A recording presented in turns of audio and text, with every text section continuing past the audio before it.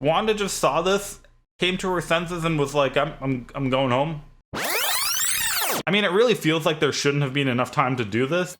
Honestly, I can't get over gushing how good this movie was. Hey guys, and welcome back to Constant Reviewer. Today we're talking about Doctor Strange and the Multiverse of Madness. This movie is finally out and we're gonna break it down, look at everything in it, and really talk about it because I've clearly been excited for this movie for far too long, and we need to get into it right now. So here we go.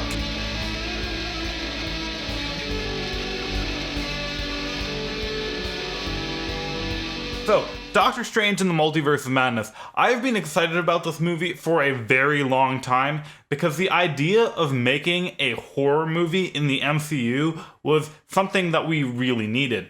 In fact, it's been an issue for me for a long time. Whenever I tell someone that I'm a Marvel fan, they always assume that it's just this generic superhero story where, you know, the good guy fights some bad guy and he gets a girl and that's the end of the story. And that's why I really like what the MCU is doing lately, where their movies are moving further and further away from the typical superhero genre. And Multiverse of Madness is intended to be exactly that. Where in Multiverse of Madness, we're doing a full-on horror movie. So before we get into the super spoilery part where I'm going to talk about the plot and everything that means for the rest of the MCU and how that's going to look going forward, let's talk about the movie itself as a whole in a little non-spoiler section, and then we'll get to those plot spoilers later. Unless you really want to get to them right now, and then you can just jump ahead in the video and ignore everything I say. But that's your choice. So what do I think about the way they made Multiverse of Madness? So the first thing I can say is that it is really ambitious. The idea of doing a horror movie in the superhero genre feels a little odd, and it doesn't seem like something Disney was going to fully commit to. But if you believe that, you are completely wrong, because this movie definitely categorizes itself as a horror movie. In fact, there were definitely some scenes when the villain was coming in and just killing stuff that are absolutely horrifying. And they definitely didn't shy away from murder in this movie either. People were dying left and right, and that was very refreshing. Coming from other movies where sometimes it's even hard to decide who the villain actually is because no one's actually really getting hurt. This is not one of those cases when people are getting whacked left and right and it's going nuts. And then maybe it's just the fact that I've gotten way too used to Disney Plus shows that have a much shorter runtime, but when watching this movie, I felt like this movie was very long, but not in a bad way, not in a it was too long and it was unnecessary long way, but just in the way that it kept going and it kept making sense. And more to that, the actual plot of the movie followed a very good structure, like every scene directly led into the next scene, and it really felt like everything made sense and there weren't a bunch of weird discontinuities. Now that being said, there were some things with the art style which I don't think I can really talk about without getting into the spoilers of it, but basically I think there were some things done in the art style that kind of made this movie feel like it was dated a bit. Maybe a movie from the 90s, and bear in mind that Sam Raimi was directing it, so there's probably good reason for that, but those scenes just sat a bit wrong to me. Overall, it's not a huge deal because they account for such a small portion of the runtime, but they did feel a bit out of place for me, and they kind of took me a bit out of the movie. But otherwise, all the acting cast comes back in, and everyone once again does a great job. And the special effects of this movie are at the standard that we've come to expect from Doctor Strange movies and basically come to par with anything we've seen before. But I think the real takeaway, the real showstopper in this movie is really its commitment to the horror genre. And they do some really interesting things we've never seen before that make this movie absolutely worth watching. And so I think this is probably one of the best movies of Phase 4 of Marvel so far. Arguably better than Spider-Man No Way Home. In fact, I'd go all the way to argue that this movie was probably better than No Way Home, making it the best movie of Phase 4 so far. But with that said, I'm completely out of things to talk about without spoilers, so let's jump into the spoiler section of the review and I'm going to do a complete breakdown of this entire movie. And so this is your final warning to get off the spoiler train. If you haven't seen this movie, go bookmark this video, watch the movie, come back and jump in, grab some popcorn, because I am absolutely going to break down every single little piece of this. So the movie starts off with Defender Strange and America Chavez. And this is already something I like about the movie that Marvel tends to do a lot, where a lot of the information they give you in the trailers happens very early on in the movie. I always really love when they do that because it already inspires me with a feeling that there's going to be a lot of new content in this movie that I haven't already been able to deduce from the trailer. This is really refreshing because you have no idea where the movie is going to go from the beginning. Well, you have some idea, but anyways. So Defender Strange is running around in this gap dimension in order to acquire the Book of Vishanti, things we'll never hear about until much later in the movie. And then they're being pursued by a giant space octopus who I believe is Gargantos. Now Doctor Strange decides that they can't possibly beat the space octopus, so instead he decides to try to steal America's power. And he does this for the greater good and makes a callback to something Doctor Strange has said in Spider-Man No Way Home. Namely that in the grand calculus of the multiverse, their sacrifice means infinitely more than their lives. Which is a true statement, but does seem extremely heartless. Anyways, Defender Strange is killed before he can steal all of America's power, and America then creates a portal taking Gargantos, the dead corpse of Defender Strange, and herself over to Earth 616. So then we jump over to Doctor Strange at the Christine Palmer wedding, where we find out that his former love interest, Christine Palmer, is now getting married to someone who is definitely not him. Which of course begs the question as to why Christine invited her former boyfriend to a wedding, and then Steven talks to Christine apologizing for how it never worked out between them, but Christine is coming at this from a person who has long since moved on from their relationship and really just wants Steven to move on as well. And this is the first time Christine tells Steven that they were never going to work out, which is going to be a recurring theme throughout the rest of this movie. Anyways, from there, Doctor Strange has to immediately leave because the space octopus is now tearing apart New York. And the fight is pretty interesting, but ends rather quickly after Doctor Strange uses a street lamp to impale this space octopus in the eyeball, which definitely feels like a reference to Suicide Squad having done a very similar thing with a different space sea creature fairly recently. And I really like how in this fight we get to see Wong as Sorcerer Supreme really holding his own, because I do feel like we've kind of been overshadowing Wong in the previous movies, kind of pointing out how he is not the most powerful sorcerer and Steven is actually more powerful than him. So it's good to see Wong getting a lot of credit and actually being able to hold his own in this fight. Anyways, we jump over to a cafe and Doctor Strange and Wong are talking to America Chavez trying to figure out what's going on. And we have a brief discussion about Spider-Man, going back to the debate that these Spider-Men had with the Tobey Maguire Spider-Man about how the spiderwebs actually work. And then America Chavez asks him the hilarious question if whether or not the webs come out of his butt. Does it just come out of your wrists, or does it come out of anywhere else? Which is completely a logical question because that's where the webs basically come out of in real spiders, and it's something that we're going to gloss over because it's hilarious and Anyways, we find out that our version of Doctor Strange is in a lot of ways not adequate compared to other versions of himself. For example, he's not Sorcerer Supreme and he only speaks one language. And then we're introduced to the MacGuffin of most of this movie, the Book of Vishanti.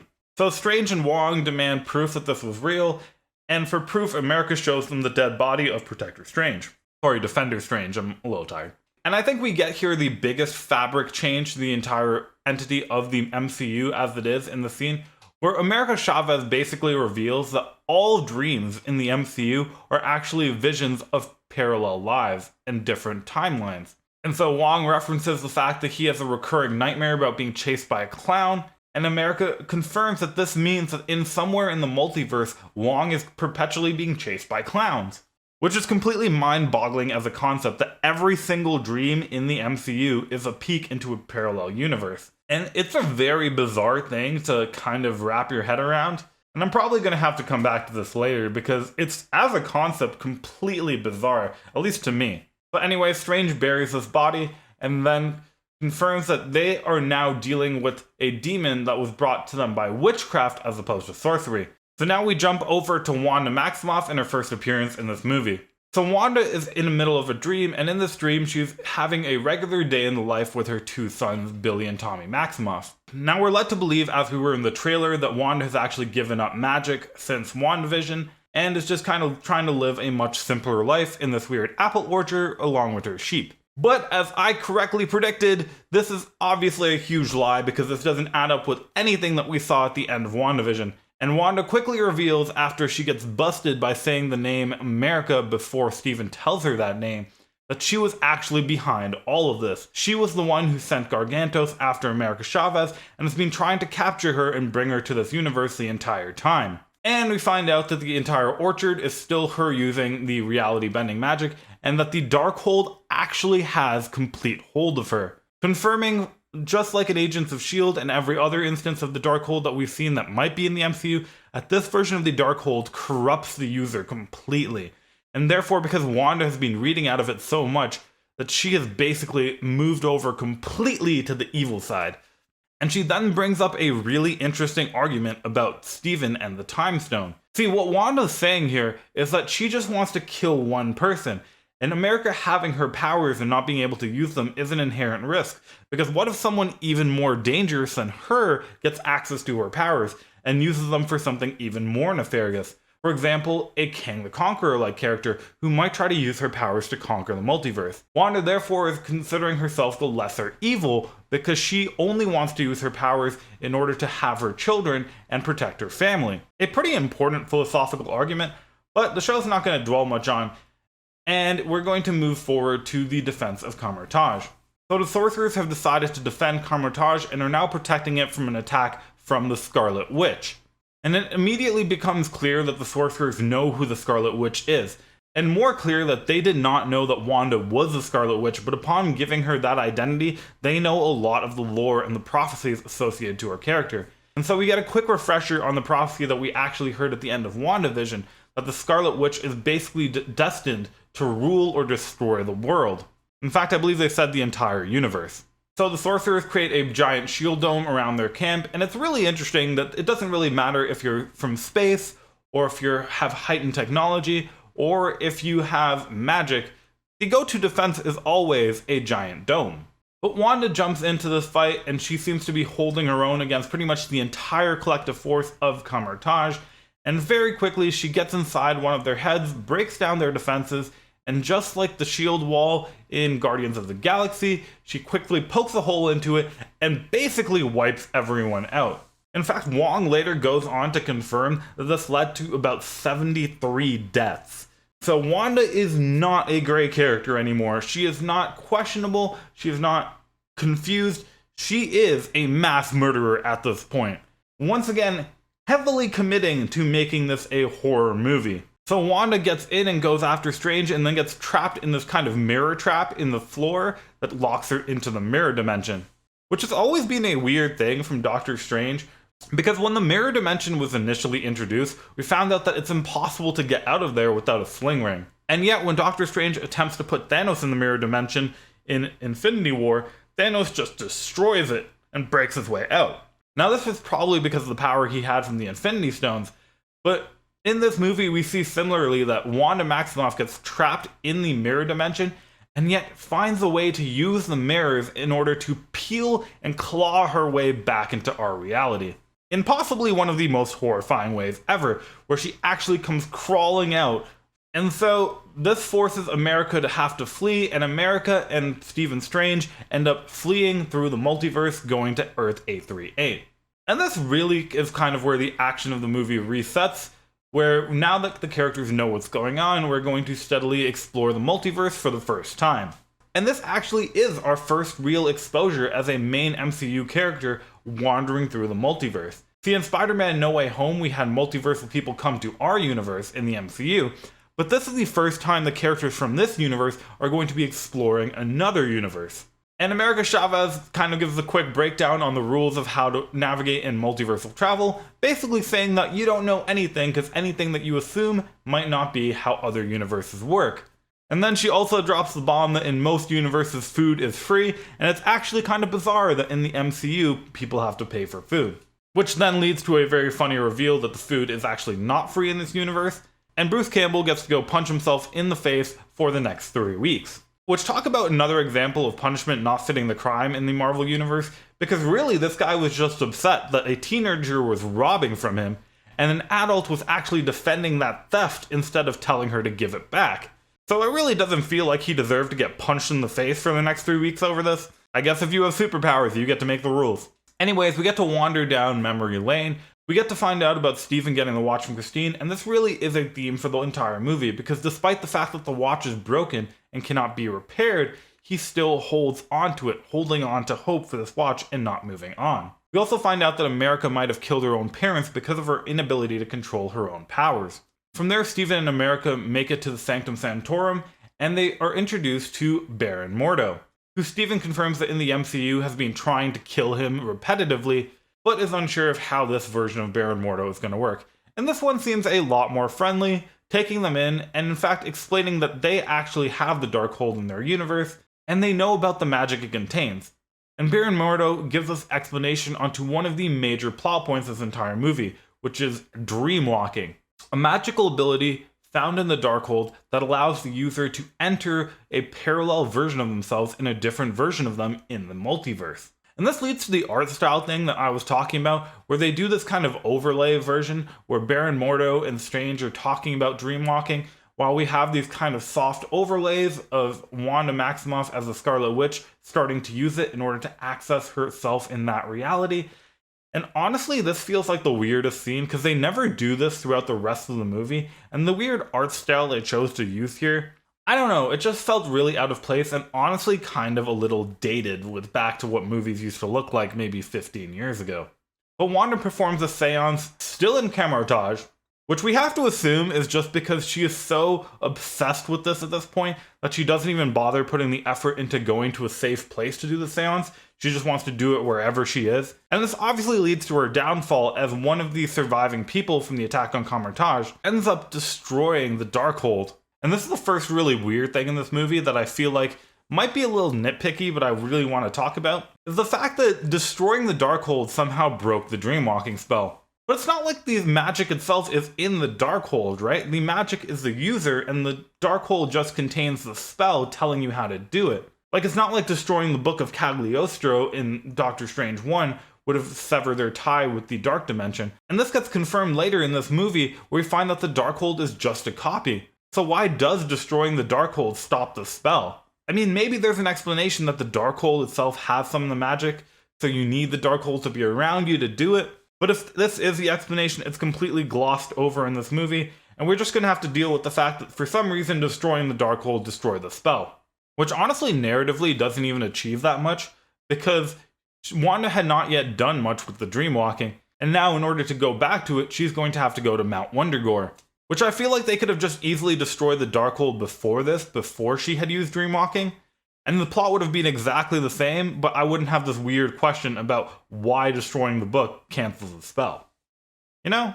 Anyways, we go to the containment cells in the Illuminati headquarters, and we see this universe's version of Christine Palmer. And she brings up a lot of good points, which I really love her bringing up, that just the fact that they come from a different universe offers so many problems. For example, they just might have bacteria and viruses in them that there's no cure for in that universe, so it makes sense to keep them completely hermetically sealed until they've finally studied them. And we find out that Christine Palmer in this universe is actually a leading expert working for the Baxter Foundation, and what she does is categorize and identify different branches of the multiverse, which has got to say a pretty cool job description. And I feel good about correctly identifying that this version of Christine is definitely a variant version and not our Christine from our universe. I was 100% wrong about the universe that she comes from. She is actually just the Christine of Earth 838. Christine here also explains that our universe, the MCU universe, is now Earth 616, which is a little strange because primarily the normal comic book continuity was usually designated Earth 616, but I guess that's going to be the official designation of the MCU from now on. So we jump over to Mount Wundagore, and honestly the only question I have about this mountain is why has no one ever destroyed it? I mean, Wong basically explains that they know that the Darkhold came from this place. They know the Darkhold is extremely dangerous, and they need to restrict access to it. And yet the fact that they know where Wundagore is, I mean, you guys could have put some effort into breaking this place, or at least making it harder to find. You got there pretty damn easily, and once you got there, it seemed pretty easy to get in and basically read the walls in order to get all its ancient magic. All I'm saying is for an ancient order like the Masters of the Mystic Arts, you figure you could have done some work into making this place harder to get to, or just blowing it up. Because maybe magic can't penetrate it, but can bombs penetrate it? For your consideration, the Jericho. Anyway, so Wundagore is protected by these four kind of rock dog, guard dog creatures who will basically play no role into the plot of this movie, so I'm not fully sure why they were here, other than really evoking kind of Ghostbusters feelings for me. Which also feels weird, because if we're trying to stay in the horror genre, Ghostbusters is usually not what you want to reference. Anyways, we go over to Steven meeting the Illuminati, and he's introduced to the 6 members of the Illuminati that are there. Black Bolt, Baron Karl Mordo, Maria Rambeau as Captain Marvel, Captain Carter, Reed Richards, and of course Professor Charles Xavier. And this lineup just makes this universe seem so much cooler than our universe, because they basically have everyone here. They have Black Bolt, and they confirm in this introduction that he is the leader of the Inhumans, which means the Inhumans are here, and they even confirm Terrigen is in this world. They also have Anson Mount reprising the role of Black Bolt in this movie, which is really cool. Does that mean that Marvel's Inhumans happen in this universe? Does that mean Marvel's Inhumans happen in our universe? But I'll get to that later. They also have Reed Richards confirming that the Fantastic Four exists in this universe, Professor Charles Xavier as the leader of the X-Men, basically confirming that every Marvel property is happening in Earth 838, which once again makes this universe seem more interesting than our universe, as so far we don't really have evidence that the X-Men, Fantastic Four, or even really the Inhumans are part of Earth 616. And then Professor X drops his iconic line on Stephen Strange, saying that just because someone stumbles doesn't mean they're lost, a reference to his line to his former self in Days of Future Past. Also makes you wonder, is this happening in the Days of Future Past timeline? And the answer is, we don't know. But I'll get to that later. Anyways, Wanda arrives dreamwalking into herself from Earth 838, and she arrives to see the Illuminati appear to take her on.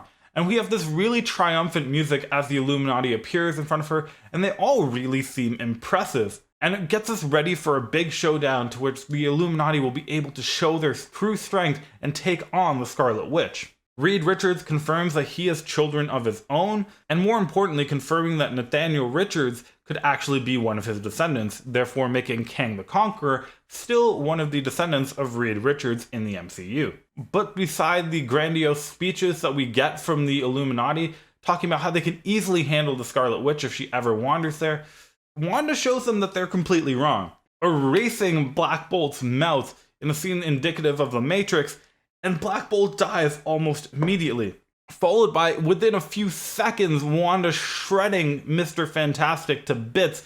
And this scene is absolutely horrifying, where Wanda is just taking these guys out with no effort. Haley Atwell as Captain Carter gets to say Cap's famous line of, "I can do this all day," before finding out very quickly that she cannot in fact do this all day, as she gets chopped in half by her own shield, in the exact same way that Cap got chopped in half in What If Zombies. And even Captain Marvel, who was shown to us last time we got a good comparison between Captain Marvel's strength and Scarlet Witch's strength back in Avengers Endgame, basically find out that this new powered up version of Wanda Maximoff, this new powered up version of the Scarlet Witch with the Darkhold at her side, basically is far stronger than Captain Marvel, making her realistically the most powerful character in the MCU right now, if we don't include the Celestials, that is. Anyways, Christine Palmer decides to help America escape because this is not going well for them, and America punches at the glass, causing it to shatter, and she has a look of surprise as if she didn't expect that to happen from her powers.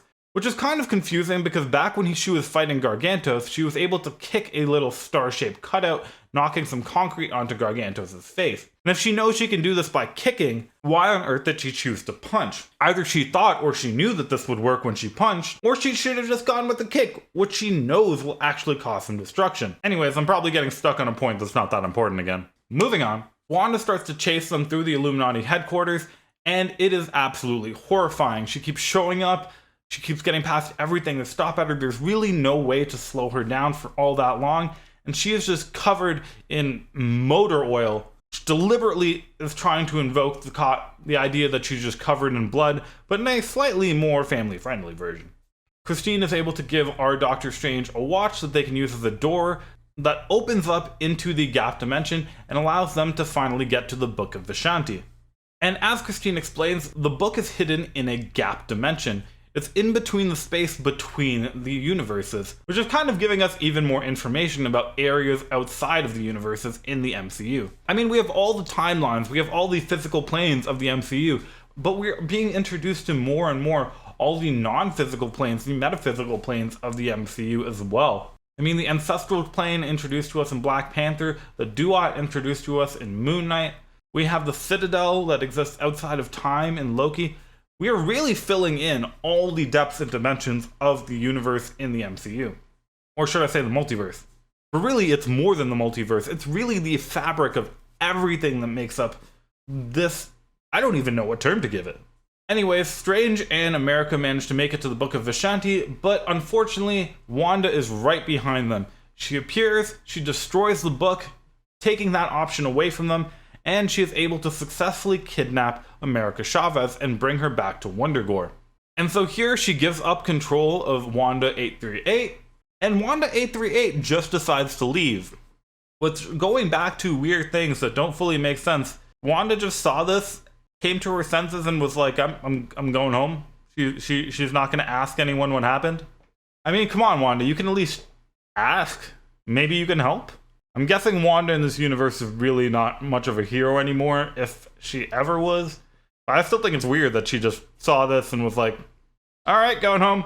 Not my job, not my prob. I mean, it kind of makes you wonder if Wanda Maximoff in Earth 838 was even an Avenger. I mean, maybe she had a much nicer life in this reality, and for that reason, her powers as the Scarlet Witch never really manifested. Anyway, Stephen and Christine have to leave this gap dimension, and they end up in a destroyed version of reality, a destroyed universe that was caused by an incursion. And over there, Stephen goes to Sanctum Sanctorum, and he finds another version of Stephen Strange, who I thought in many previous videos that this was almost certainly the Stephen Strange as Strange Supreme from What If, but this is almost certainly a completely new version of Doctor Strange that we've never seen before. This version of Stephen Strange has actually used the Darkhold and tried to use it to cross the multiverse. And through his exploration of the multiverse, he finds that there's no universe in which him and Christine end up happy and together. Which is a second point to what Christine said at the beginning of this movie, that they were just not meant for each other and they were never going to work out. But then, for whatever reason, Evil Strange decides to take that as a reason to actually just kill all the other versions of himself, because I guess if they're not happy, they don't deserve to live. But the more interesting thing about Evil Strange is that there is some hints that he might be a future version of our Stephen Strange. Because he mentions that he went to Christine's wedding, and just like our Stephen Strange at the beginning of this movie, he told Christine that he was happy, when the truth was that he wasn't. Implying that this Evil Strange is actually a little further ways down into the future. And then maybe if this event hadn't happened to our Stephen, if America hadn't stumbled into his life, he would have also not had closure and actually just eventually became Evil Strange. A very cool concept. Did I mention that I really like this movie? Because I really like this movie.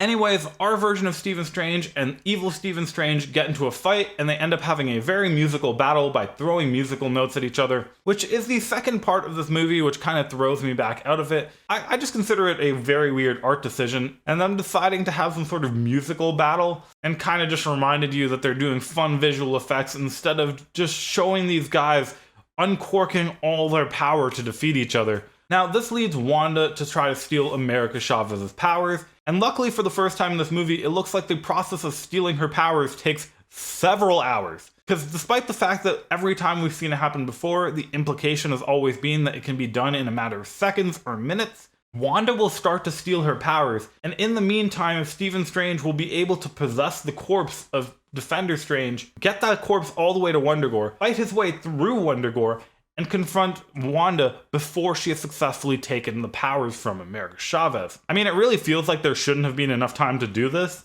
but once again, I am being extremely pedantic and nitpicky here, mostly because this was a very good movie. Anyways, with the Book of Vishanti completely gone, Stephen uses the most powerful thing he has access to in order to get an advantage, which is the Darkhold. And Stephen then dreamwalks into the corpse of Defender Strange, which is an amazing Chekhov's gun to be keeping the corpse of this person in this universe the whole time. And honestly, I had no idea that that's where they were going with this. Honestly, I can't get over gushing how good this movie was. This was a good movie. Anyways, Zombie Strange has to get over to Wundagore, and once he gets there, he gets attacked by the souls of the damned.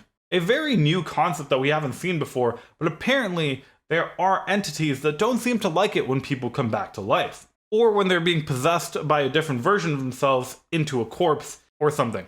Which kind of makes you wonder why the souls of the damned aren't perpetually attacking Moon Knight for coming back to life, but I might be thinking about way too much right now. Or even like Ghost Rider, wouldn't he be being attacked by these things all the time? Anyway, Christine reminds Stephen that he has the ability to steal power from these extra-dimensional characters, and so Stephen uses a similar power that we've seen Wanda use, we've seen Agatha Harkness use, and we've seen himself use in What If, in order to actually absorb the powers and abilities of all these souls of the damned in order to make his zombie Stephen even more powerful. Which also is really fun because in Earth 838, it's really Wanda who's walking around in zombie mode and being terrifying and covered in blood and walking around without shoes, so she's stumbling because her feet are bleeding. And now back in Earth 616, we have the opposite case happening where Stephen is the one dreamwalking and he has a literal zombie powered by the souls of the damned, which he's using to fight Wanda. I mean, that's a crazy concept. So, zombie Stephen fights Wanda. Wanda's guard dogs die pretty much immediately. Once again, going back to my point is I don't know what they were doing here or why they were added to the movie. And Zombie Strange and Wong are able to control and contain Wanda for a short amount of time. And in the short amount of time, Zombie Strange is able to talk to America Chavez, make sure she's okay. And America has made a full character arc throughout this movie. Going from the beginning opening scene where she was terrified of Strange for trying to steal her powers, she now understands that if she can't control them, the best thing to do for the sake of the multiverse would be give them up to someone who could. And so she asks our Stephen Strange to take her powers from her, and doesn't seem to be worried about the fact that this apparently is a several hour long process. I might nitpicking a bit too much, maybe a bit, right? Anyways, our Stephen Strange decides to do what's usually considered to be the much better thing, which is instead just inspiring America and letting her know that she actually does have control over her powers and that she just needs to believe in herself more.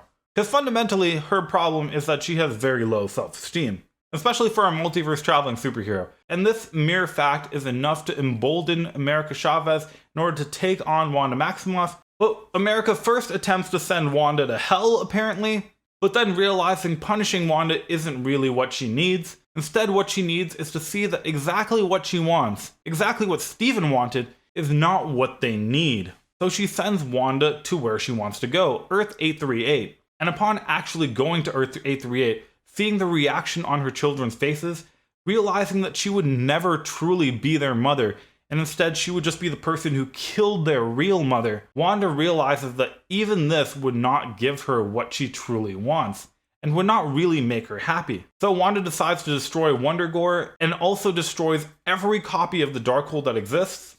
And then Stephen talks to Christine about inviting Christine back to his universe, and finally kind of gets closure, telling Christine that he loves her, but the truth is, it's never really going to work out between them. And so America and Wong jump across to this incursed universe and pick up Stephen and Christine and take them back to their respective universes. America then goes on to join the Masters of the Mystic Arts and trains as an apprentice there, and Stephen finally gets closure in the form of replacing the broken face of the watch he got from Christine with the new one, showing that he is moving on. And that's it. Doctor Strange 2 Multiverse of Madness. And if you didn't get it from my summary of the movie, I loved practically this entire thing. It was a very well done movie with extremely new concepts that aren't traditionally done in the MCU.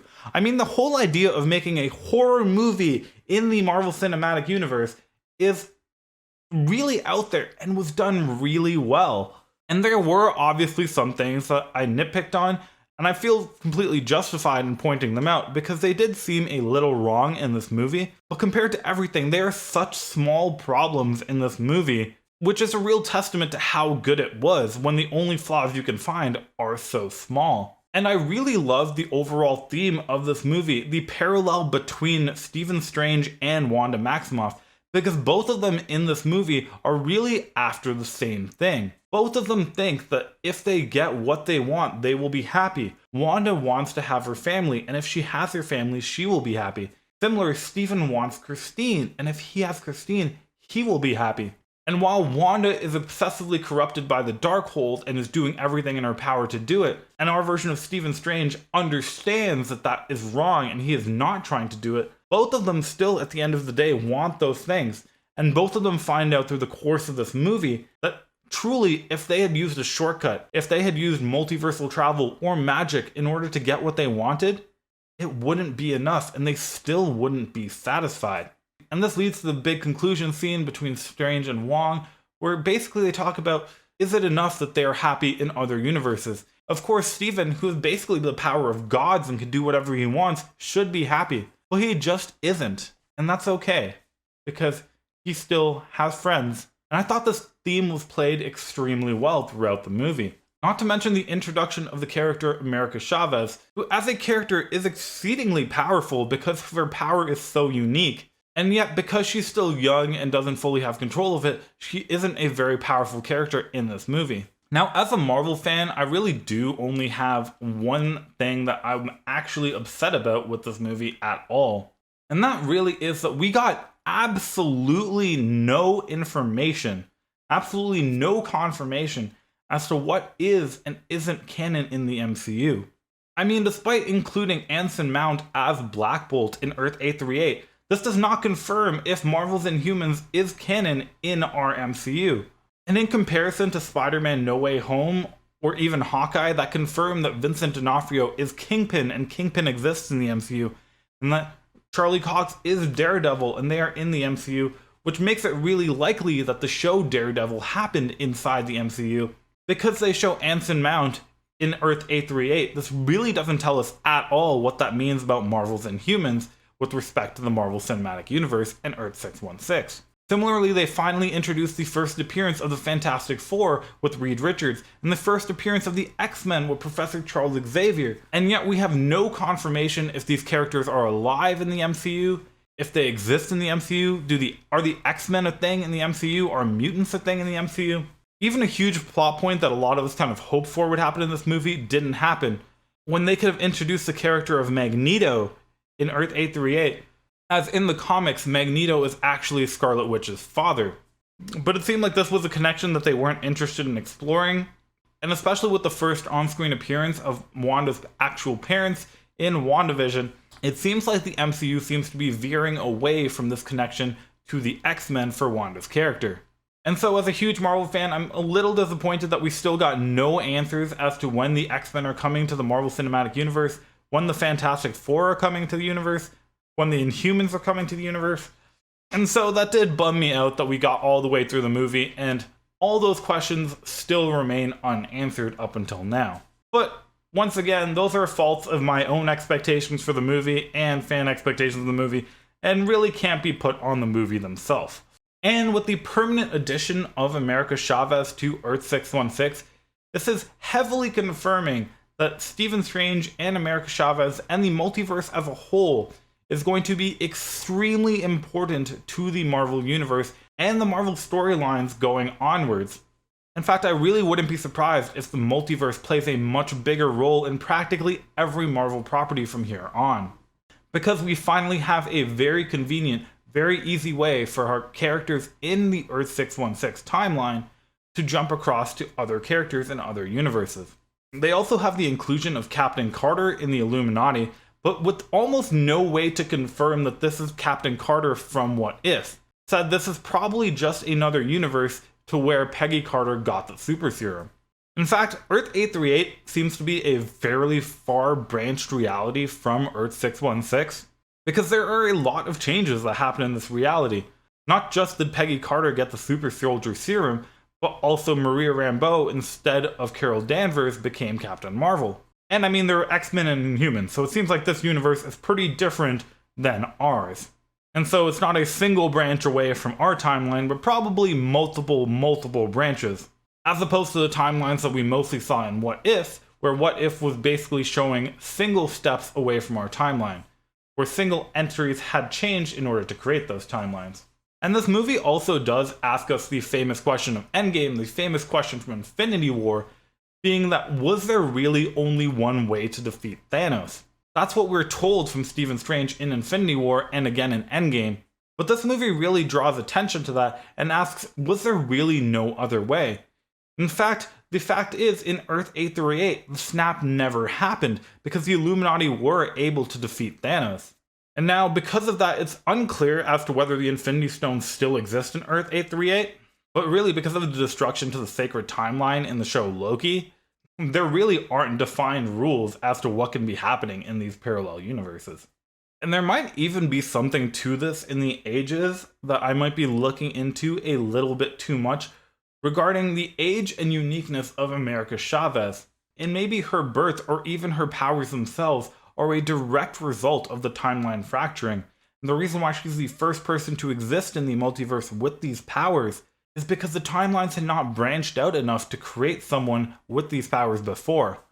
And her becoming the first of her kind is purely because the timelines have branched to the point that she would be allowed to be created. But anyways, guys, that's all I have to say about this movie.